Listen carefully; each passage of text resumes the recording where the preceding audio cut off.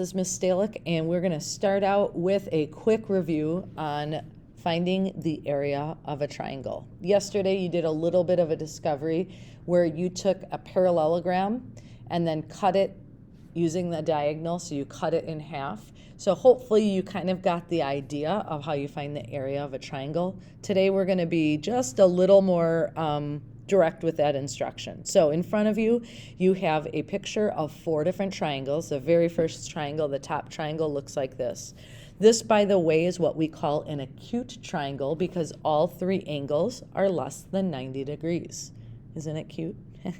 All right, so I'm going to remind myself how we find the area of a rectangle or a parallelogram, and it's base times height, right? So I remember that I need to know the base and the height of something, and then we're going to work from there. So in this case, I'm going to measure the distance between these 2 points. Okay, so I want to know how long this line is, which is just a one-dimensional measurement. I'm going to count the jumps. So we have 1, 2, 3, 4, 5, 6, 7, 8, 9, 10.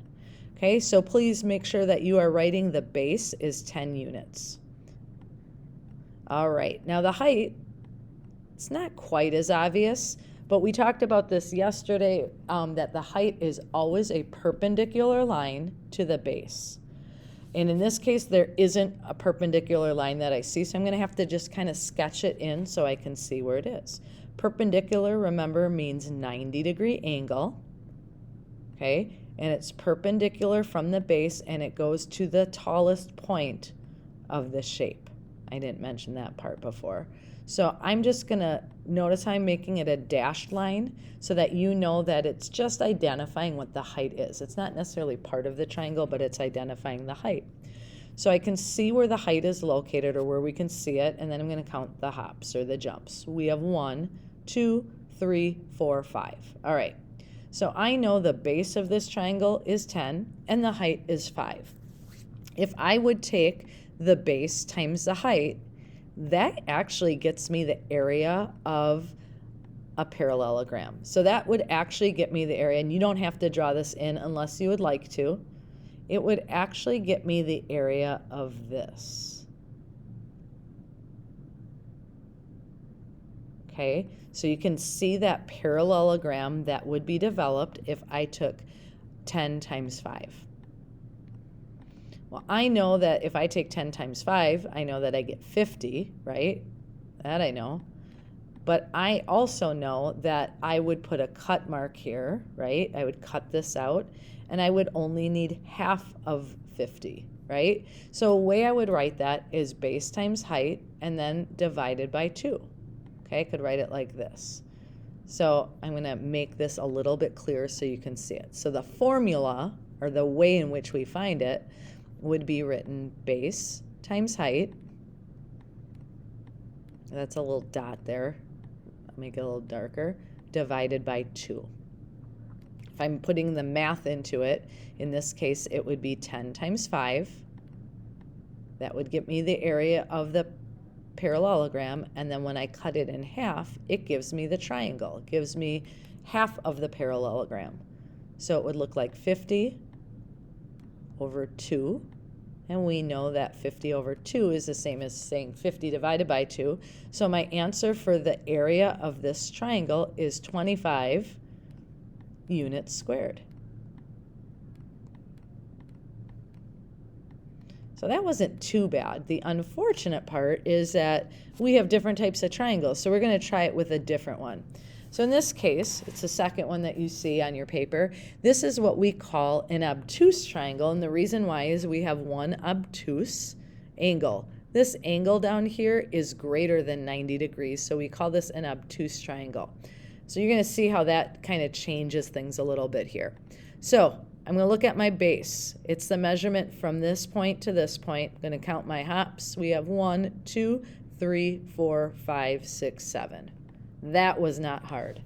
The hard part is that we know the height is going to be a perpendicular line from the base to the highest point of the triangle. In this case, it's hard to draw a line in there, so I'm going to show you one way in which you can do it. Ready? So I'm pretending there's a bowling ball up here, and I'm dropping the bowling ball, and if it would fall down, it would make a straight line that would be perpendicular to this base. Okay, the base is right here. I'm just kind of extending it in my mind. So it would make a perpendicular line. Notice that height is not part of the triangle, and it doesn't need to be. It's just telling us what the height of that triangle is. So now if I count this, it is 1, 2, 3, 4, 5, 6, right? Is 6 tall, or the height of 6.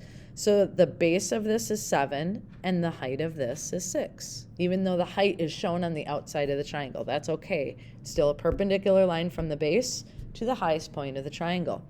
If I would take, ready, base times height, we know, again, that that would give us the area of a parallelogram. Parallelogram would look kind of like this.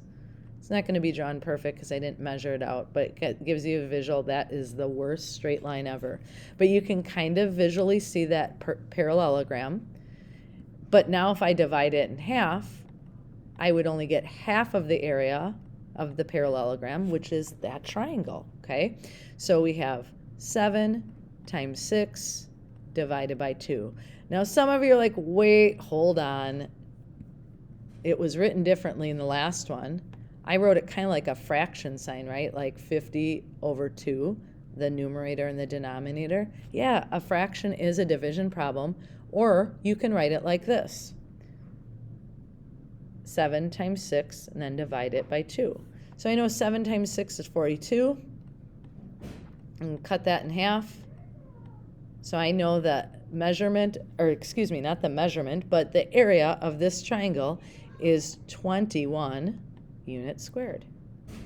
That was just a quick review on how to find the area of a triangle. You could take a moment to try the next two. They're a little simpler, but it's just a review. Base times height, then we cut it in half because we need only half of the parallelogram. I hope you found this helpful, and it will be helpful when you do the park problem, which is the next thing you will work on.